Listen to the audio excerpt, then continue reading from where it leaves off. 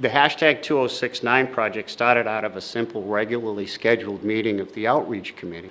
The number of people that we understood had died in the year 2016 in Massachusetts alone was 2,069 people.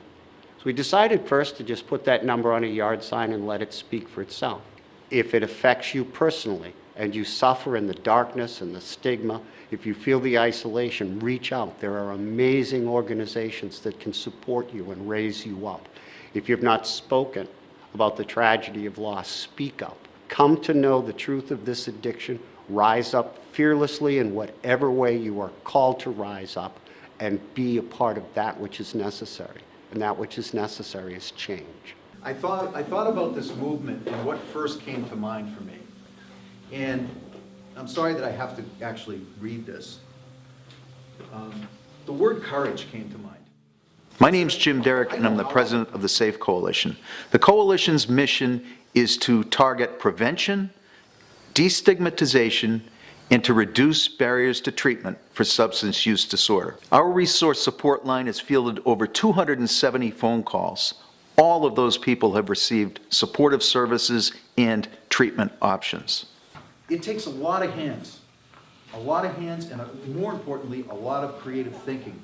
In its short 2-year history, we've seen enormous success.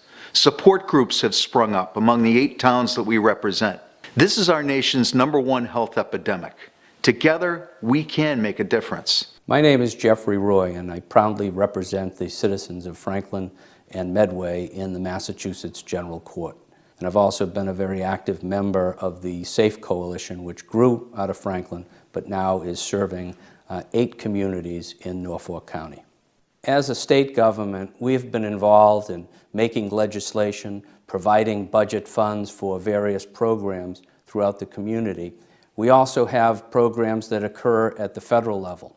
But what we really need are community members like you to come together, to participate in some of these community conversations that are taking place in your area, to offer support to a friend or a neighbor in need, to donate to any of the programs that are supporting recovery efforts in your community, because it's so important that while we can have these great programs at the state and federal level, we really need your help at the community level, in your town, in your neighborhood, to come together to offer a safe environment for recovery to happen. As a school resource officer, I am primarily focused on prevention, and what we're really trying to focus on is the root cause of risky behaviors. So things like stress management, conflict resolution, being able to manage issues with their peers. If we reach our kids at a young age, we're going to be setting them up and laying a great foundation for them to be able to navigate peer pressure,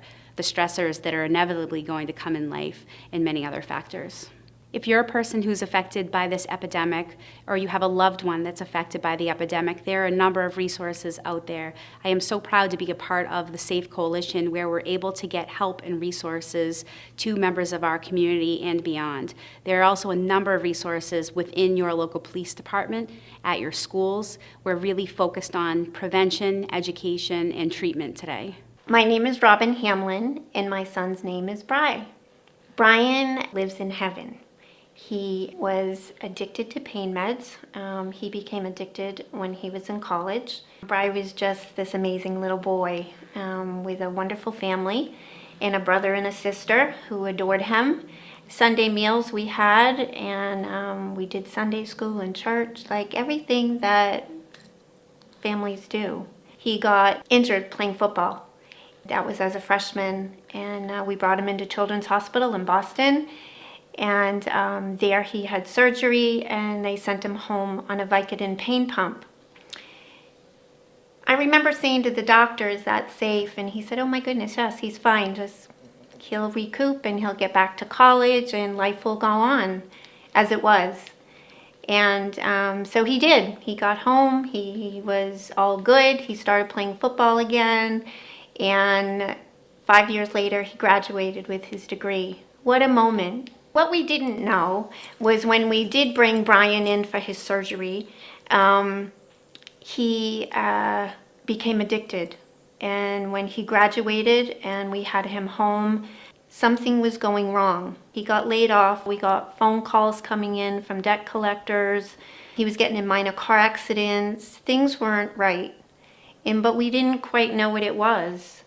His looks were changing. He wasn't taking care of himself. I remember searching his room, and there I found the bottle of OxyContin. As a parent, we never can imagine that that day would ever happen to our child. We just don't. We could never plan for this, and it brings you to your knees. I remember finding that bottle and just thinking, dear God, how did this happen?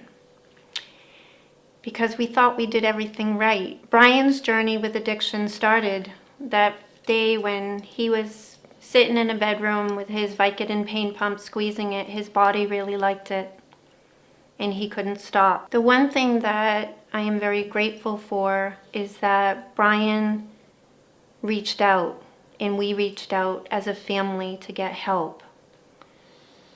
We had to be honest about this disease that so many people don't want to be honest about because they're ashamed or they're embarrassed or they think they've done something wrong. The day when we got a phone call about Brian was a day that I never could have been prepared for. When he was using, I used to not sleep because that's what parents do. You don't sleep, you don't eat, you don't function because you live in fear 24 hours a day that you're going to get a phone call. You need help, reach out. There are people who care. There's organizations, there's groups. I run a support group myself called Unconditional Love for families and the addicts that come in and will share their story. There's help, but you have to reach out and get it. Never feel like you are alone. Because to me, that's the horrific part of this is people feel isolated. Don't be. Don't isolate yourself. When you have people who care and love about this disease, miracles truly happen. Hi, my name's Sean Merrill, and I just reached 4 years clean. The reason why I'm sharing my story is so that people know that there's hope, that you can recover. I struggled with addiction for a long, long time and didn't think that I could recover from addiction. I went down some deep, dark roads.